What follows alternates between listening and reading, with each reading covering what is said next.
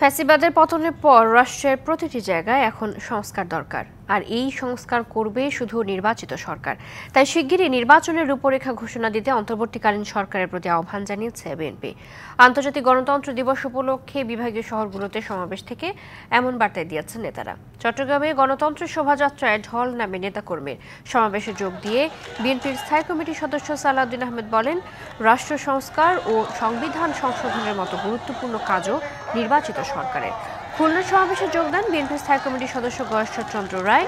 প্রধান উপদেষ্টার উদ্দেশ্যে তিনি বলেন, বিএনপির লক্ষ্য মানুষের ভোটাধিকার ফিরিয়ে দিয়ে গণতান্ত্রিক সরকার প্রতিষ্ঠা করা। রংপুরে সমাবেশে নিরস্ত্র ছাত্র জনতা হত্যার দায়ে আওয়ামী লীগের রাজনীতি নিষিদ্ধের দাবি তোলেন বিএনপির স্থায়ী কমিটির আরেক সদস্য অবসরপ্রাপ্ত মেজর হাফিজ উদ্দিন। বরিশালের দলটির কেন্দ্রীয় নেতা বেগম সেলিমা রহমান বলেন, নির্বাচনের মাধ্যমে জনগণের সরকার ক্ষমতায় এসে রাষ্ট্র সংস্কার করবে। রাজশাহীতে নেতা কর্মীদের নির্বাচনের জন্য প্রস্তুত হতে আহ্বান জানান বিএনপির ভাইস চেয়ারম্যান শামসুজ্জামান দুদু। এছাড়া ময়মনসিংহ ও সিলেট বিভাগীয় সমাবেশে যোগ দেন বিএনপির কেন্দ্রীয় নেতারা।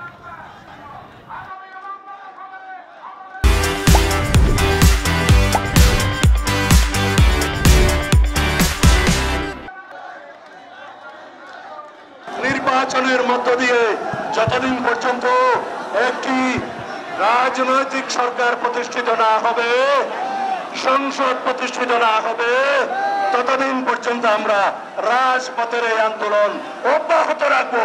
অন্তর্বর্তী সরকারের প্রধান উপদেষ্টাকে বলতে চাই, আমাদেরকে বিরোধী দলে ঠেলে দিবেন না।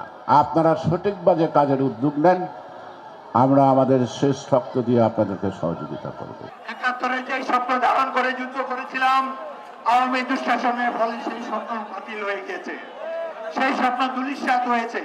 আবারও আল্লাহ রাব্বুল আলামিন আমাদেরকে সুযোগ দিয়েছেন একটি সুখী সমৃদ্ধ গণতান্ত্রিক দুর্নীতিমুক্ত বাংলাদেশ প্রতিষ্ঠার জন্য।